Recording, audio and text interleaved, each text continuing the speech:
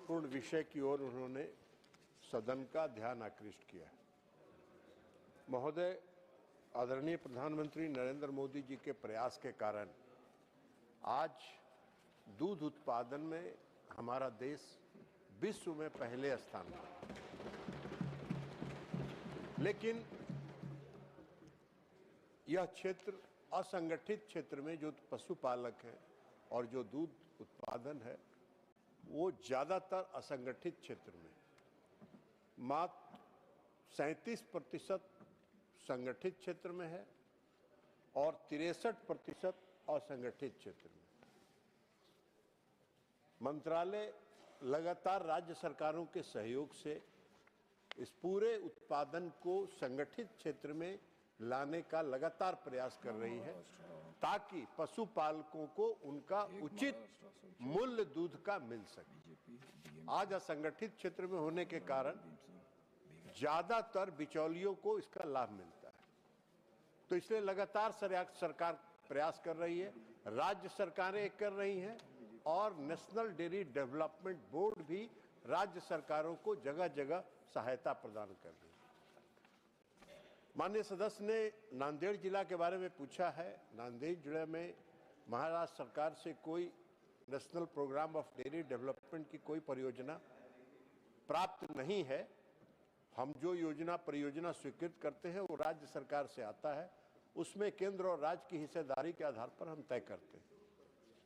लेकिन एनडीडीबी ने राज्य सरकार के सहयोग से विदर्भ और मराठवाड़ा डेयरी विकास परियोजना प्रारंभ किया। यह योजना महोदय 16 मार्च 2025 से प्रारंभ हुआ और माननीय सदस्य को बताने में मुझे खुशी है कि उस पूरे मराठवाड़ा क्षेत्र में 328 गांव इस डेयरी के साथ जुड़े हुए हैं। 3167 इस डेयरी कोऑपरेटिव सोसाइटी के सदस्य हैं और लगभग 19.6 हजार लीटर प्रतिदिन दूध संग्रह किया जा रहा है और इसका सबसे बड़ा लाभ वहां के किसानों को मिल रहा है, दूध उत्पादकों को मिल रहा है। गाय के दूध का मूल्य 35 रुपये 50 पैसे प्रति लीटर और भैंस का दूध 53 रुपये 50 पैसे प्रति लीटर के दर से उनको भुगतान किया जा रहा है। जो चिलिंग प्लांट्स और इसके इंफ्रास्ट्रक्चर के बारे में माननीय सदस्य ने पूछा, सभापति महोदय, 15 बल्क कूलर, एक मिल्क चिलिंग सेंटर है उस क्षेत्र में कार्यरत है।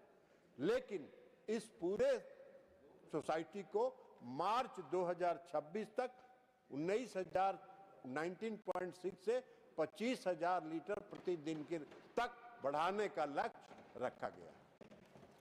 Second supplementary doctor Ajit Madhavrao Kopchade ji. मैं माननीय मंत्री जी का बहुत आभार व्यक्त करना चाहता हूं कि उन्होंने मुझे बहुत इसके बारे में प्रेरणा दी है। मैं दूसरा प्रश्न ये पूछना चाहता हूं कि आपके माध्यम से माननीय मंत्री जी, नांदेड़ जिले में देशी स्थानीय नस्ल की गायों के दूध उत्पादन बढ़ाने के उद्देश्य से राष्ट्रीय गोकुल मिशन सहित अन्य संबंधित योजनाओं को और अधिक प्रभावी ढंग से लागू करने का इरादा सरकार रखती है क्या, और यदि हाँ तो नांदेड़ जिले के लिए विशेष रूप से आपके मंत्रालय ने कौन से ठोस कदम इसके लिए प्रस्तावित किए गए हैं? महोदय, माननीय सदस्य ने पूछा है देसी नस्ल गाय का जो नस्ल सुधार की दिशा में राष्ट्रीय गोकुल मिशन कार्यक्रम के तहत भारत सरकार योजना चला रही है और उत्पादकता बढ़ाने के लिए 2 टेक्नोलॉजी का इस्तेमाल होता है। एक टेक्नोलॉजी है सेक्स सॉर्टेड सीमन का और दूसरा टेक्नोलॉजी है आईवीएफ का। आईवीएफ की टेक्नोलॉजी जो है वो थोड़ी महंगी टेक्नोलॉजी है, वो किसानों के पहुंच से बाहर की चीज है, इसलिए सेक्स सॉर्टेड सीमन अब नेशनल डेयरी डेवलपमेंट बोर्ड ने जो विकसित किया है, जिसको आदरणीय प्रधानमंत्री जी ने पालघर से लॉन्च किया था और उस कार्यक्रम में माननीय सभापति महोदय आप भी उपस्थित थे तत्कालीन महाराष्ट्र के राज्यपाल के रूप में, और इस कार्यक्रम को उन्होंने लॉन्च किया सेक्स सॉर्टेड सीमेंट को। अब मात्र 250 रुपए में एक सेक्स सॉर्टेड सीमेंट उपलब्ध होता है। और ये तीन होता है 700-750 रुपए का। ये सभी किसानों की उपलब्धता के और उनके रीच के अंदर आता है, तो इसलिए ये सेक्स सॉर्टेड सीमेंट का उपयोग वहां किया जा रहा है। केंद्र सरकार इस योजना को लगातार चला रही है। किसानों पशुपालकों के दरवाजे तक जाके, उनके घर में जाके कृत्रिम गर्भाधान कराने का पूरी योजना है। उसके लिए पूरे सेक्स सॉर्टेड सीमेंट उपलब्ध है सभी राज्यों के पास, सभी केंद्रों में। जो जितना करेंगे उससे, और भारत सरकार यह लक्ष्य लेके चल रही है कि जो हमारा कृत्रिम गर्भाधान है उसका प्रतिशत हम 70 से 75% तक ले जाएं, ताकि देसी नस्ल में सुधार हो सके। जहां तक माननीय सदस्य ने पूछा है, अब तक 2,12,000 कृत्रिम गर्भाधान नांदेड़ जिले में किए गए हैं। उससे 1.20 लाख किसानों को लाभ हुआ है और उसका फायदा होता है। मैं आपको सभापति महोदय एक और बात सदन को ज्ञान में लाना चाहता हूं कि जो सेक्स सॉर्टेड सीमेंट है उसके इस्तेमाल से 90% फीमेल काफ होती है। उसके कारण जो आवारा पशुओं की एक समस्या है उसका भी एक निदान है। तो कृत्रिम गर्भाधान सरकार अपने स्तर पर पूरे तत्परता के साथ उसको करा रही है और नांदेड़ जिला में भी पूरी योजना को कार्यान्वित किया जा रहा है। थर्ड सप्लीमेंट्री श्रीमती रजनी पटेल जी। धन्यवाद सर, बहुत अच्छा विवरण अभी मंत्री जी ने दिया। मैं उसको उद्देश्य करके एक सवाल पूछना चाहती हूँ कि मणि भाई ने उरड़ी कांचन में पहली बार ये किया था जिसमें हम कृत्रिम गर्भधारणा कर सकते हैं।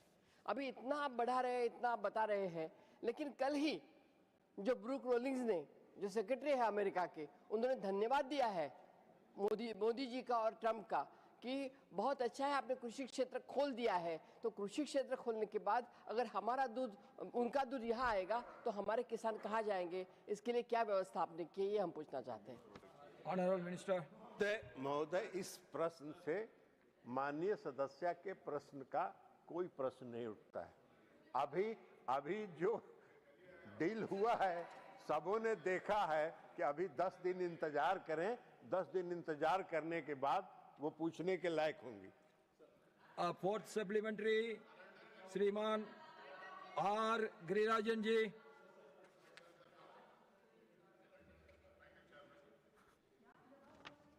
In Tamil Nadu is a significant dairy state in India with the production of 11 million tons in 24-25.